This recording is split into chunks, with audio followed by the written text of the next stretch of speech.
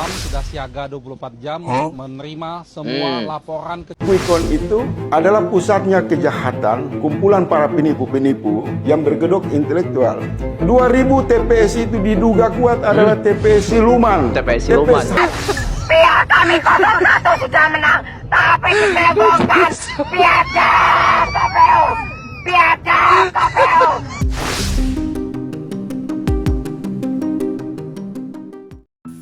Oke guys, ini adalah hari ketiga di mana kita sudah menyaksikan siapa pemenang di Pilpres tahun 2024 ini.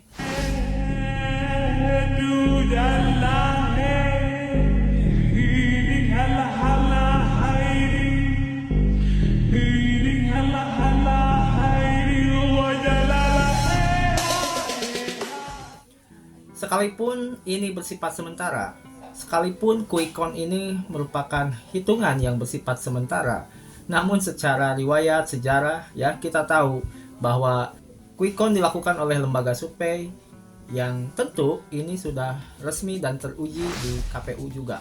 Jadi saya pribadi meyakini bahwa nanti hasil real count-nya pun akan gak jauh beda ya, gak jauh beda dengan hasil quick count. Dan kita tahu untuk hasil quick count ini margin of error-nya pun paling besar, selisihnya 2%. Jadi tentu buat teman-teman semua ya sabar-sabar aja ya. Kalau misalkan di beranda kalian banyak banget muncul-muncul narasi-narasi, video-video konten yang membahas tentang kecurangan, ketidakadilan, Kami 01 sudah menang, tapi Kalah ya.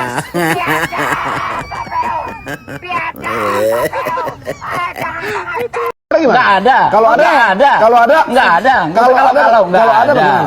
Ya, dan masih banyak lagi ya. Itu hanya sebagian kecil yang ada di beranda saya. Tapi saya jadi teringat dengan perkataan Profesor Mahfud MD pada tahun 2019. Pokoknya nggak ada benarnya KPU itu di mata yang kalah.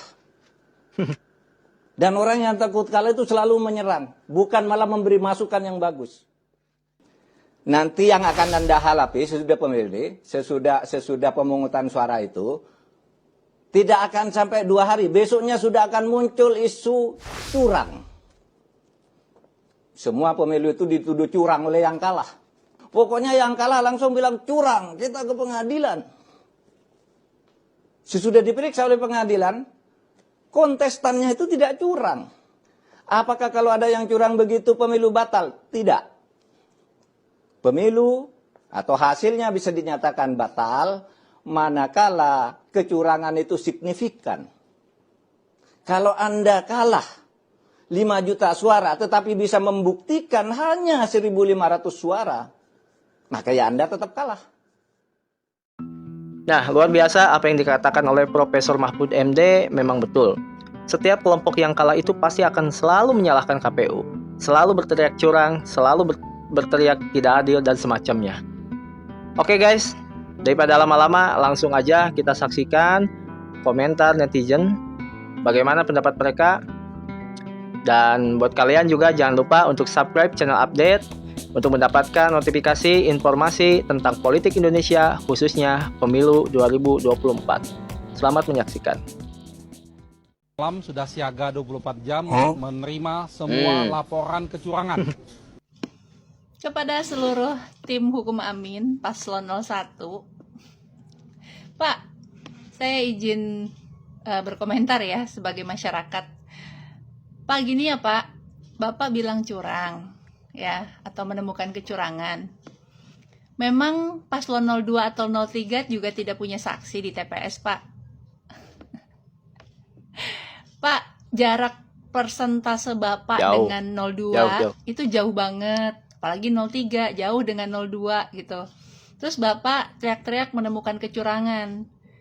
Kami pun sebagai pendukung 02 juga udah sering lihat video kecurangan di media sosial dilakukan oleh Paslon 01 ya. Bapak kalau mau teriak curang harusnya introspeksi nih, tim Bapak melakukan kecurangan apa enggak. Terus kalaupun Bapak teriak curang-curang ya udah selesaikan saja di permohonan sengketa pemilu di MK kita buktikan. Karena tim pendukung 02 atau TKN 02 pun sudah memiliki bukti kecurangan Bapak, ya. Lagian gini Pak, tolonglah Pak, hargain petugas KPPS, ya. Mereka sudah kerja dari pagi buta sampai malam, ketemu lagi besoknya mungkin, ya. Itu mereka hanya dibayar ya nggak seberapa loh Pak, ya. Tapi mereka dengan penuh amanah menjaga TPS, ya. Jadi kalau Bapak, kalau persentasenya aja udah kalah jauh sama 02, terus bilang curang-curang, Bapak diketawain sama seluruh masyarakat Indonesia. Jangan Bapak samain sama Pilpres 2019, ya. Kalau Pilpres 2019 itu hanya 2 paslon, ya, dua, ya. Kalau sekarang 3, baik tim 03 atau 01 atau 02 pasti punya saksi Pak di TPS, ya. Jangan serasa Bapak doang yang punya saksi gitu, ya. Tapi nggak apa-apa, itu hak Bapak, ya. Mari kita buktikan nanti di sengketa permohonan sengketa pemilu ya Pak, hasil pemilu. Kalau Bapak masih mau pakai jalur MK ya masyarakat tinggal menyaksikan ya Pak. Salam damai Pak. Quick Count itu adalah pusatnya kejahatan, kumpulan para penipu-penipu yang bergedok intelektual. 2000 TPS itu diduga kuat adalah TPS siluman, TPS siluman. TPS hantu. Karena mereka tidak umumkan di mana adresnya. Kalau kecurangan ini dibiarkan, berarti kita menghasilkan pemimpin bermental pencuri, pemimpin bermental maling, karena dia lahir dari lembaga-lembaga survei yang dipandu oleh aneka opini kebohongan. Bersama rakyat kami menolak rakyat yang mana, pemilu guys? abal-abal, pemilu curang. Tangkap itu kelompok-kelompok lembaga survei yang mengumumkan kemenangan kepada Prabowo yang tidak didasari oleh landasan hukum. Gila kira Pak. Tak etor kopore ngontong kira Pak. Sekolah aja kira Pak. Hah? Pak. Survei itu ada metodenya, quick count itu ada metodenya. Ada ilmiahnya, ada ilmunya, ada bukunya Pak. Bapak pernah sekolah nggak? Dulu saya waktu SMP itu diajari ngitung populasi bekicot. Itu saja ada ilmunya. Apalagi Bekicot. soal pemilu. Hah? Orang-orang seperti ini nih, kalau dibiarkan tidak diluruskan, akan membuat kegaduhan dan kekacauan. Makanya kenapa saya mengambil jalan untuk mengawal Prabowo Gibran sampai pelantikan. Kalau masyarakat pendukung Prabowo Gibran tidak mengawal ini, ya mereka akan terus fitnah, akan terus membuat kebohongan, akan terus membuat tuduh-tuduhan yang tak berdasar. Hah? Dan masyarakat akan termakan omongan-omongan seperti ini. Apa nanti jadinya? Kacau. Ayo para pendukung Prabowo Gibran, kita harus kawal Prabowo Gibran sampai pelantikan. Agar kita benar-benar mempunyai pemimpin idaman. Bukan pemimpin yang kalah malah nuduh lawannya curang. Kalau kalian memang merasa negarawan, sudah cukup terima hasil quick count. Karena hasil quick count itu ada ilmunya, ada ilmiahnya. Kalau memang hasil quick count itu tidak ada ilmunya dan ilmiahnya, ngapain dipakai? Hah? Ngapain ada sekolahnya? Hah? Yang kuliah pasti ada ilmu ini. SMP aja diajarin ngitung bekicot. Ya kan? Saya tantang Anda Bang Faisal Asegaf. Quick Count itu adalah pusatnya kejahatan, kumpulan para penipu-penipu yang bergedok intelektual. Quick Count itu kelompok pembohong, penipu. 2000 TPS itu diduga kuat adalah TPS siluman, TPS hantu. Karena mereka tidak umumkan di mana adresnya. Bang Faisal Asegaf, abang ini kenapa bang? Hah? Ngomong apa bang ini di podcastnya Pak Abraham Samad ini? Kok abang bilang pula quick count itu kumpulan penipu, pembohong? Abang ini jangan menyebarkan hoax, ya. Lembaga survei itu semua bang yang menghasilkan quick count, yang punya produk quick count, ya, itu semua terdaftar resmi. Mereka berbadan hukum, PT, ya, dan resmi terdaftar di KPU.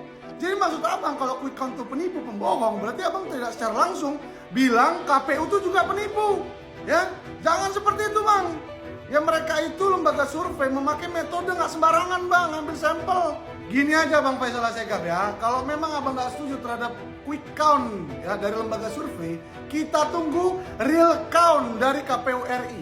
Tapi kalau real count dari KPU RI abang nggak setuju juga, saya tantang Bang Faisal Assegaf untuk membuktikan omongan yang tadi abang bilang, pembohong, penipu, penjahat itu benar apa tidak.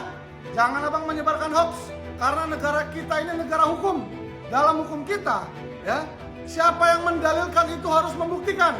Sekarang saya tantang Bang Faisal Assegaf untuk membuktikan omongan abang tadi. Ya, gimana menurut kawan-kawan? Coba tulis di kolom komentar. Terima kasih. Menuntut kebenaran, menuntut keadilan. Pihak kami 01 sudah menang, tapi dicebongkan. Biadab KPU, biadab KPU. Jangan KPU. Kalian keluar. Jangan jadi pecundang. Kalian tuh pecundang. Kemarin 2019 kami asli membela Prabowo mati-matian. Kami jadi gembel. Kami tidur di jalanan pakai kardus. Tapi aku perjuangkan. Dia akhirnya masuk ke tumberan yang sama. Dia apa? Dia gak tahan dengan oposisi. Sekarang aku perjuangkan 01. Aku perjuangkan Anies Baswedan. Dia yang teriak. Bapak Anies Baswedan itu udah menang. Lawan dia. Wahai KPU, dengarkan suara hati rakyat.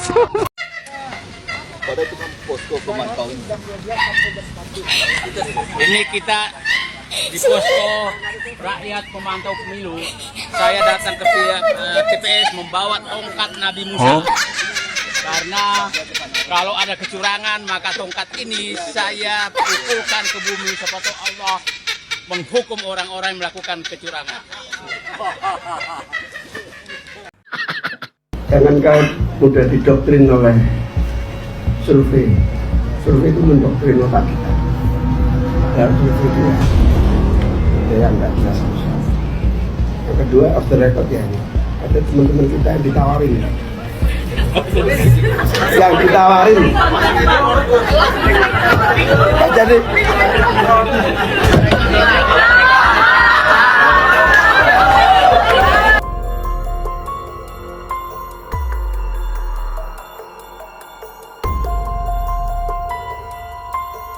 A few moments later.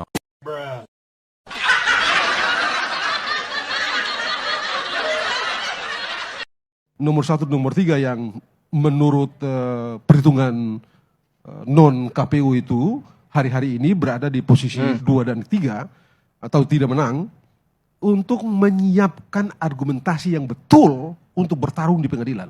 Suka atau tidak, senang atau tidak, karena pada akhirnya kita pergi ke situ. Saran saya yang kedua, pada pasangan nomor 1 dan 3, pastikan di hari-hari ini pergi ke KPU, ke Bawaslu. Sebab kalau lewat waktu itu, selesai. Karena dicek di Mahkamah Konstitusi itu, bukan prosedur lagi, tapi hasil. Betul. Saya rasa bangsa ini tahu, pemilu 2014, Pilpres 2014, saya di Mahkamah Konstitusi, depan Mahkamah Konstitusi itu, TV One juga pagi itu. Saya bilang ini mahkamah kalkulator. Istilah mahkamah kalkulator itu lahir dari mulut saya di depan KPU itu. Karena apa? Di Mahkamah Konstitusi yang dicek hasil. Hasil yang dalam penalaran yang logis dapat mempengaruhi perolehan suara. Itu yang diperiksa di Mahkamah Konstitusi. Jangan lagi Anda bicara prosedur di sana. Saya tidak tahu kalau sekarang Mahkamah Konstitusi berubah.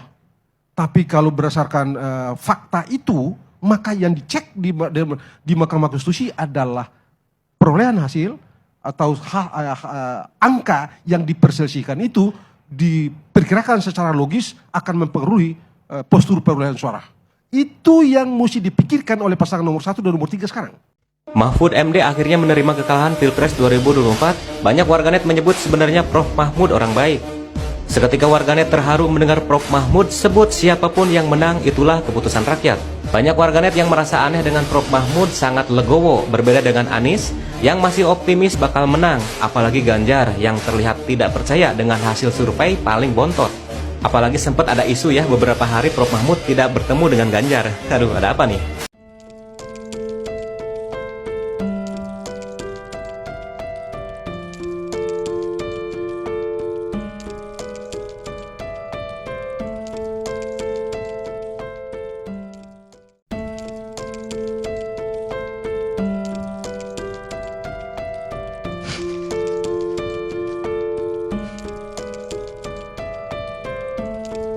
Salah Pak.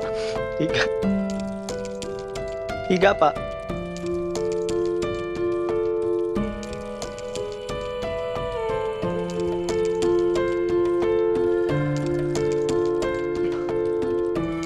Wah jadi kasihan guys.